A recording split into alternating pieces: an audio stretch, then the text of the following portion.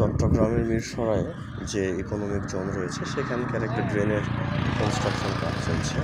এটার কাজের কোয়ালিটি এতটাই খারাপ, এতটাই দুর্বল যে এটা আগামী 2 মাসের মধ্যে যদি বৃষ্টি হয়, ভারী বৃষ্টিপাত হয়, এটা বিভিন্ন জায়গায় ভেঙে ভেঙে যাবে। কারণ কি, এটাতে কোনো কম্প্যাকশন করা হয় নাই, মাটির কোনো কম্প্যাকশন করা হয় নাই, শুধুমাত্র লেভেলিং করে ব্রিক সোলিং দিয়ে ইটের সোলিং দিয়ে ঢালাই দেওয়া হয়েছে। আর এখানে যে মাটির অবস্থা, মাটি তো নেই এখানে, আসলে ফিলিং স্যান্ড যেটাকে বলে, ভরাট বালি বা ভিটি বালি, সেইটা আছে। মোটামুটি আপনার সি লেভেল থেকে উপরের দিকে 8 থেকে 10 ফিট পর্যন্ত শুধু এই ভরাট বালি, এবং এই ভরাট বালিগুলো খুবই আলগা বালি যেটাকে বলা হয় সেটা।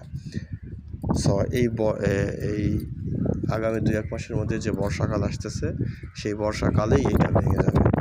কারণ কি, এখানে কোনো কম্প্যাকশন বা এই ধরনের কোনো ব্যবস্থা গ্রহণ করা হয়।